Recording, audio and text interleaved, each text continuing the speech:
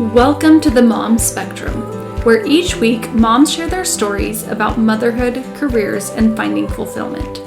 This show is to help moms feel more confident because there are a million right ways to be a mom. I am your host, Stephanie Schindler. Today I'm here with Emily Fonnesbeck and Stephanie Webb from the Eat Confident Collective. And my mom actually recommended that I talk to them, and by means of introduction. So my mom, to give like really brief background, she, like all the time when I was growing up, she was always dieting, like very, very into dieting. I feel like it's kind of her story, so I don't want to tell it. But she, within the past few years, has kind of come to this realization of more positive approaches to food and healthier eating, which I'm sure Emily and Stephanie will talk about.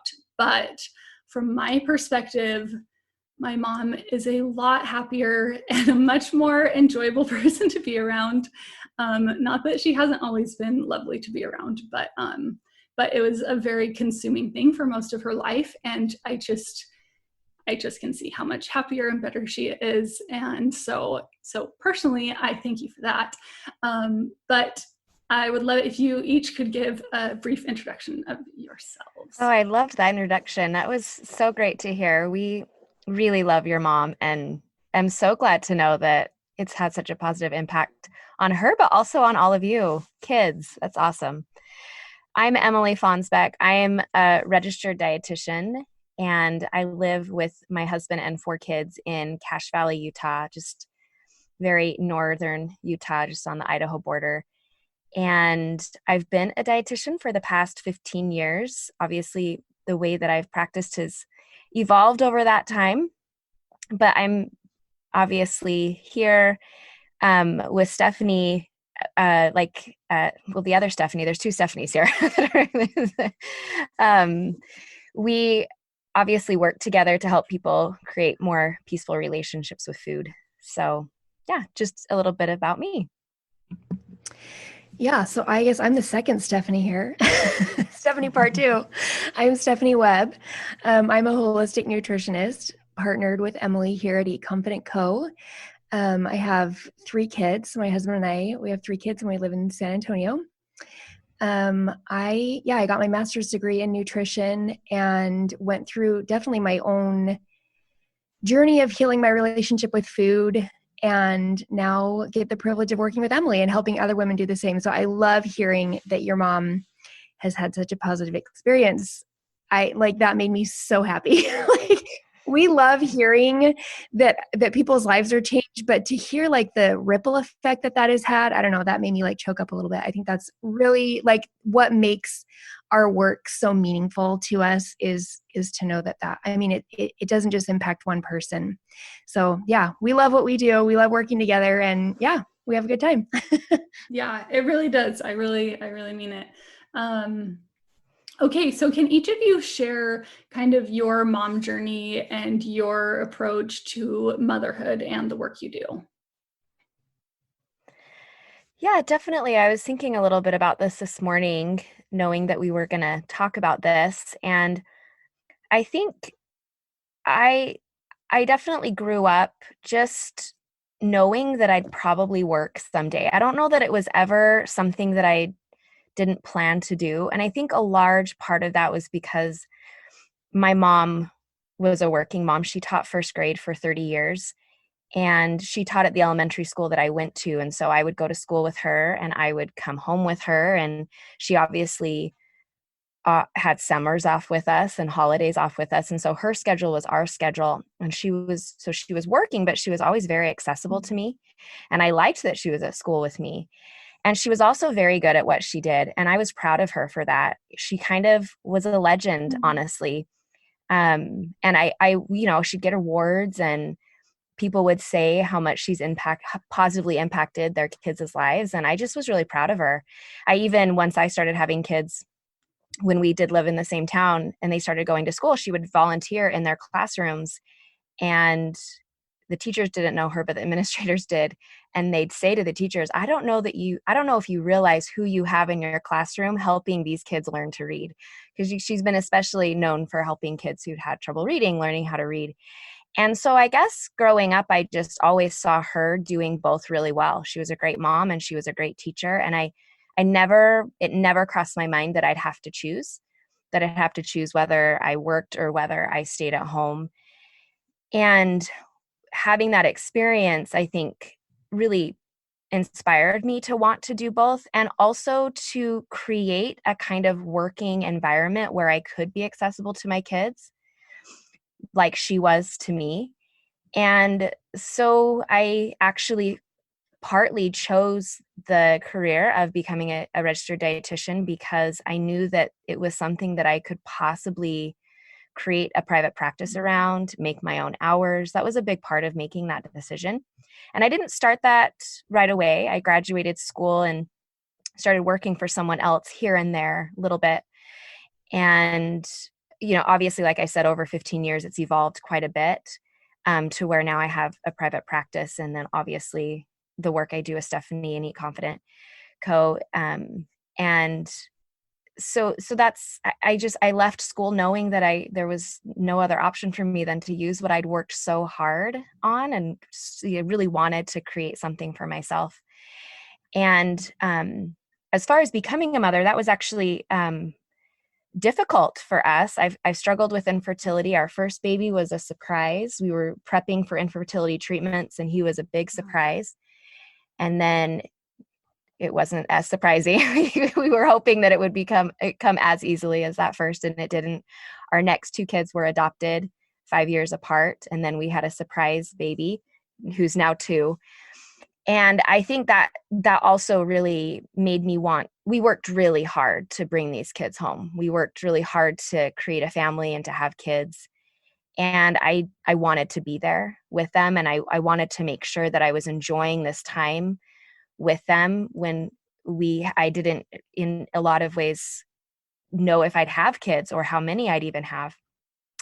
And so the way that I have structured my work is my husband teaches school, so he will go early and be home by 3 or 4 in the afternoon, and then I'll start work in the evenings, Monday through Thursday. And so we kind of tag team. So we each work and we each have time with the kids. And then obviously on the weekend, we finally see each other. But that's how we've chosen to balance that. And I think that, knowing my struggles with infertility and seeing my mom kind of balance all of that, I think is the way that I just came to decide what is the best dynamic for me in terms of choosing how to work and how to structure my time and how to balance all of that.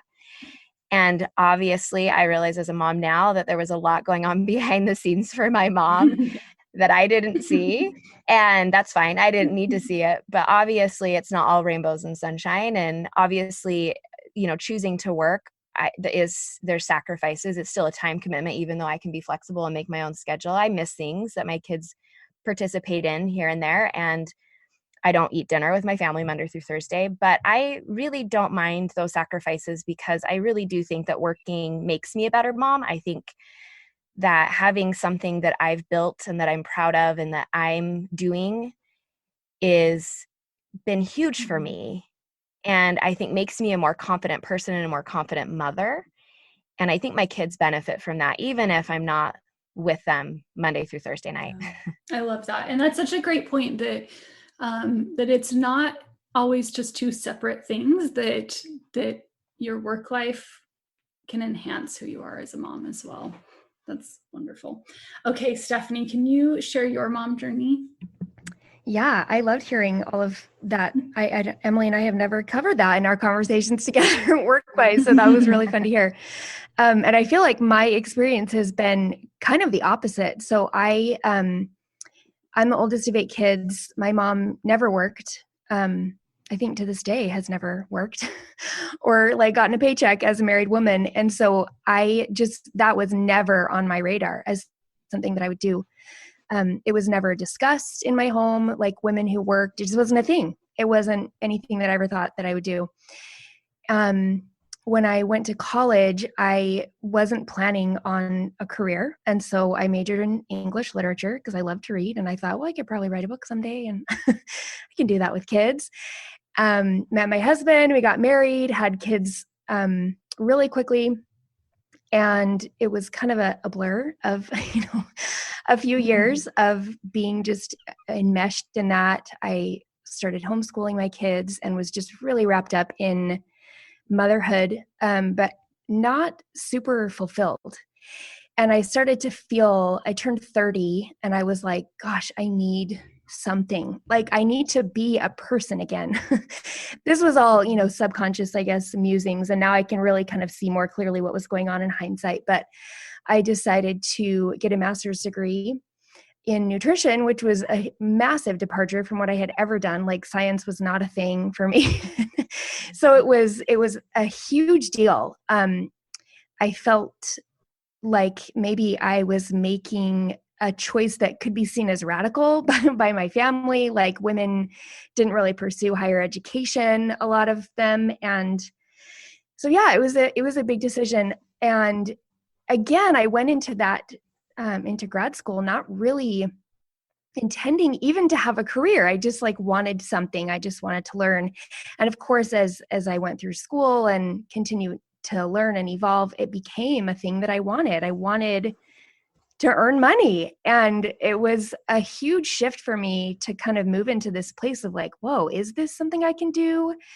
Like, who am I? And, all these reflections of what I had grown up with and really departing from that, and kind of wrestling with that, struggling with that. And I won't say now that it's easy. I still feel like, I don't know, I guess a little bit of a black sheep in my immediate family, because I do feel like Emily said, like working has made me a better person, a better mom, to have an outlet that isn't just my kids has made me more complete as a human being. And so I really am grateful that I guess even unwittingly took this big risk. I really didn't know what I was entering into. And, my kids, I work from home, obviously. My husband now works from home. He was in the Air Force. And now with quarantine, I guess everyone works from home. We're all doing everything at home. But, and I don't know when you'll air this. I don't know if that'll still be a thing. Maybe we'll never leave home. But that's been really great for me to be able to build a business from my home during school hours, when my kids are gone. And yeah, it's just been really, really fun, fulfilling.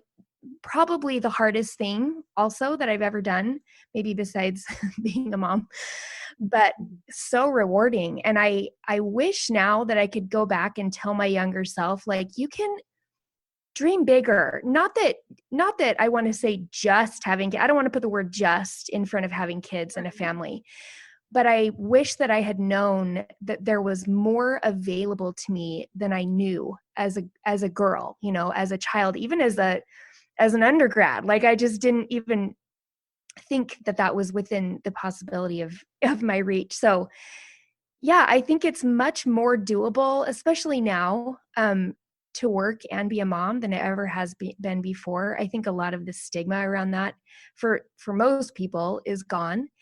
And I just feel like it does add a lot to you as a person, or it has for me, to be able to have something that's mine. Yeah, absolutely. Thank you for all of that you shared. So I also wanted to ask you if you wanted to talk more about your work and what all that entails and kind of your purpose there. And Emily, you do other counseling, is that right? Yeah. So I actually started my career at a weight loss resort, teaching classes, nutrition classes. And that was probably the thing that helped me solidify my food, weight, body image, nutrition philosophies, because I saw people coming in and really hating their bodies and fighting food and on this continual hamster wheel of diets. And while I, was using all that I'd learned in school, like, BMI is an indicator of health, and you put people on diets if they don't meet that, quote unquote, normal BMI. And I thought that I was doing good. I thought I was doing what I was taught that was to be helpful. But I started realizing that I think I was more of the problem rather than the solution. I was just contributing to the problem and not being part of the solution. And at the same time, I was, as Stephanie mentioned earlier, she'd had her own issues with food. I experienced the same. And it was around the same time that I personally was kind of grappling with negative body image and really restrictive eating and really struggling to figure out my own stuff around food. And so all of that kind of created this perfect exit from what I had created for the first 6 years of my career of working at this weight loss resort. And it would just felt like the time to leave. My kids were getting a little older too and starting school. And it just felt like it was time to transition to something that was more flexible. So anyway, I went out on my own into private practice, and it is risky. It is entrepreneurial, and I just remember feeling terrified for a full year before I did it. Just getting up the gumption to like hang a shingle and like invite people to book a session. It's really, really scary. And it took a year to work up the nerve to do it. And I am so glad I did. I could never go back to working for someone else. I just couldn't do it. And it's been the best thing for me personally. It's been the best thing for my family to do that. But it was good to be able to leave and kind of create a new treatment approach, create a new philosophy around food, and treat people in the way that I really wanted to treat them, and to dig deeper into how we feel about food, not just running nutritional analysis on everything we eat, and to like think about having a relationship with food and a relationship with your body that's really supportive and healthy and mature, and helping people do the same. And I mean, I don't think I could be a dietitian if I wasn't able to practice in this way. I could never go back to the unrewarding aspect of helping people lose weight or helping people like figure out the perfect way to eat. This is so much more rewarding for me. So yes, I have a private practice where I see I do one-on-one sessions with clients who struggle with eating disorders, disordered eating, and body image concerns. And then obviously together, Steffi and I do a group coaching program for the women who struggle with food. And it is, I can't pick a favorite. I love one-on-one sessions, but I have to say there's something really magical about group coaching, watching the women support each other and watching just kind of the magic that happens from women supporting women. And it's been really beautiful to be a part of. I also think one other thing that I would just offer in my own personally, I feel like helping people recover from eating disorders and disordered eating has made me a more compassionate person. I am the first to admit that I'm not naturally compassionate. I'm not naturally patient. It's something that I have to be pretty intentional about. And it has really softened me. And I think that's made me a better mother. I think about the way that I approach my clients, and I teach them to have compassion for themselves. And I teach them to be more supportive and positive of themselves. And I use tools in order to help them do that. And I find that it's actually really helped me as a mother to be more compassionate with my kids and to see their behaviors as not just like something that needs to be fixed, but something just like food behaviors, that there's something operating underneath the surface that needs attention. And I think the same for our kids. And so I don't know that I expected that, becoming a dietitian and helping people with food concerns. I don't know that I expected that the work that I did there to translate to how I choose to parent, but it definitely has. And that's been, I just guess, one more way where my work life is like blurred into parenthood. Like there's just not this clear cut distinction. Yeah, very true. Okay, Stephanie, can you talk about, you've talked a little bit about your journey, but also can you maybe even dive in a little deeper to what all you do with the Eat Confident Collective? Yeah. So, like Emily mentioned, we have this group coaching program, and we've done a lot of different things together, which has been fun. I started out with one-on-one and moved pretty quickly to group coaching. and then brought Emily into the program with me because I feel like exactly what she said. There's something really magical about group coaching and that group dynamic. Your mom is a big part of that. And having women be able to support each other. So what we have developed is a monthly membership program where each month we teach the women in our coaching program on a specific topic. Like we last month talked about making peace with sugar. We have an upcoming one about navigating food and body image during stressful times, aka quarantine, aka pandemic. And yeah, we just kind of teach different topics, and then we do weekly coaching calls just to help people with their individual concerns. So it's in a group setting.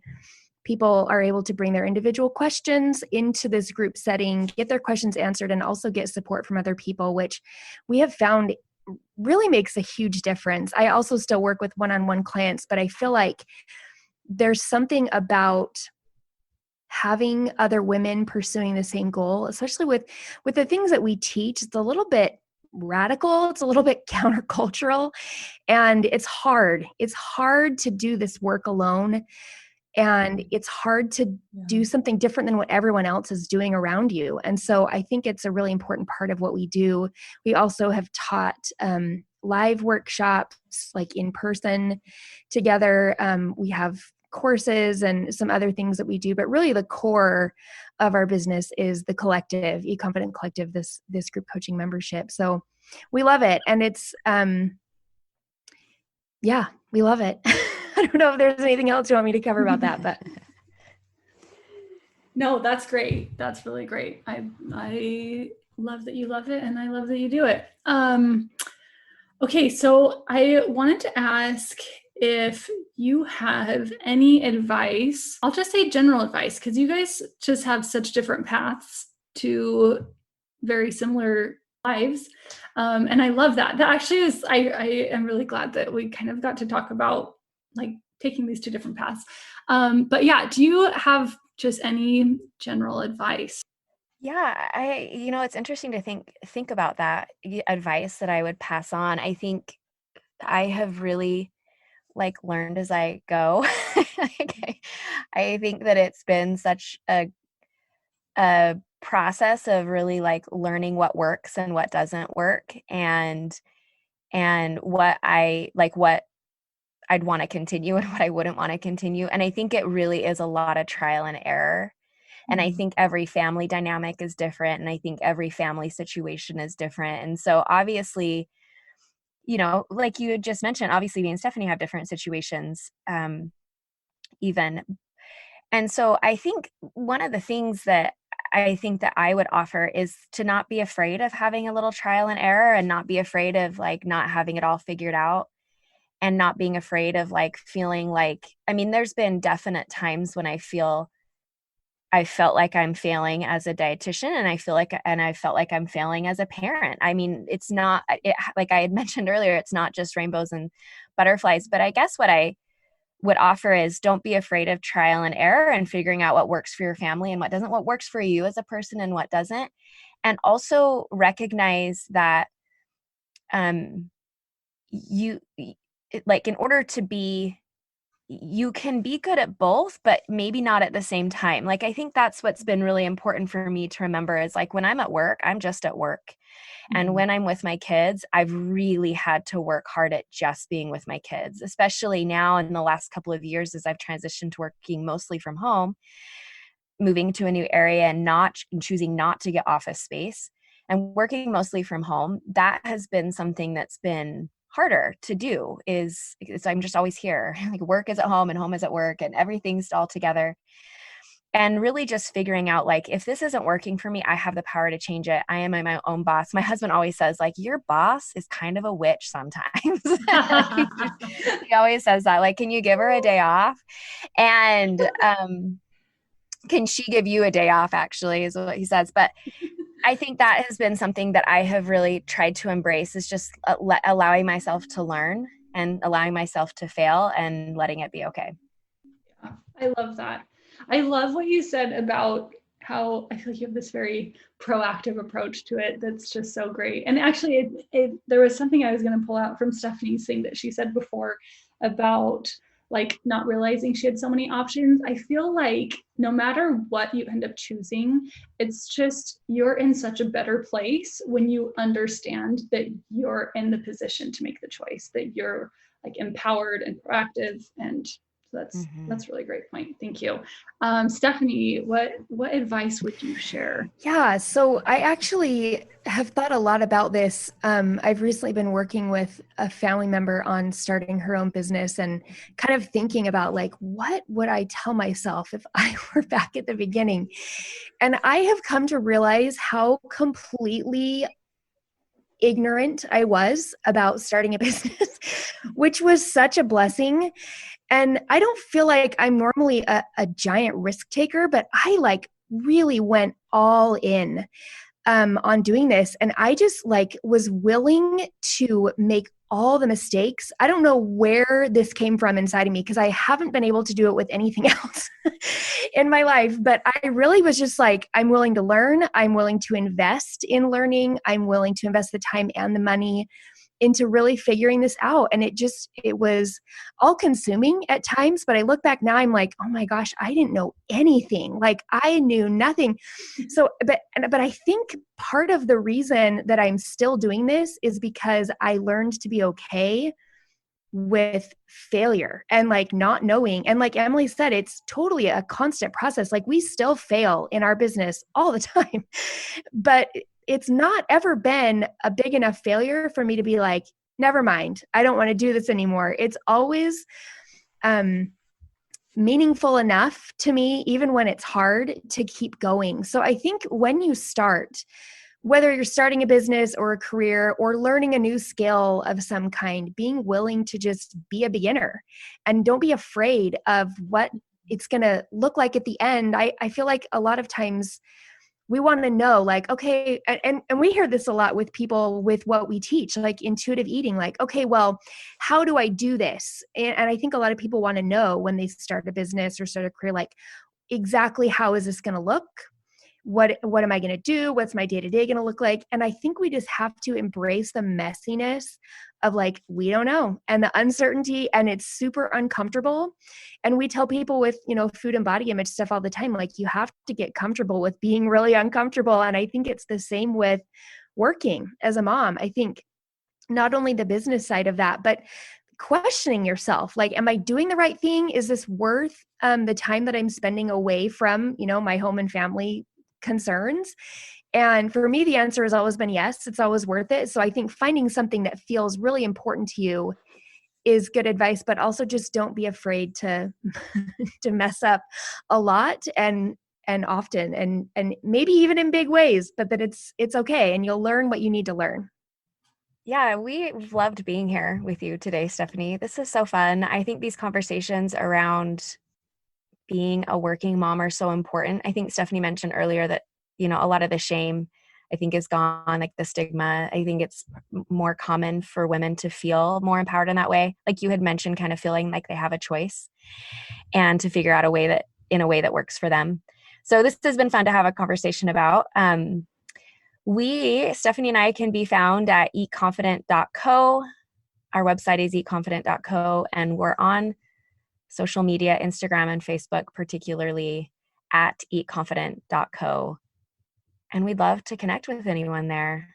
We think that everyone can benefit from this very freeing and peaceful message around food in their bodies, for sure. Yeah, I'll also add, if you just like haven't gotten enough of hearing our voices, just kidding, but we do also have a podcast, and I'll just recommend it as a really great free resource. We do have our group coaching program that's paid, but I feel like the podcast is a great kind of introduction to what we do. So our podcast is called Eat with Confidence. We have new episodes every week. And so, yeah, we're pretty familiar with the talking to each other online thing. We've gotten that down. So yeah, if people want to learn more about our approach or what we do, that's a really good place to start. We have a bunch of free resources on our website that Emily mentioned, eatconfident.co. But yeah, the podcast is kind of a good dive into the waters of what we do. Thank you so much, Emily and Stephanie, for sharing your stories of creating your families and growing up with different perspectives on working moms. Thank you, audience, for listening. You can connect with me and find show notes at themomspectrum.com. If you enjoyed this episode, please share it with a friend. Next week, join me as I share my story and wrap up some insights from season 1 of The Mom Spectrum.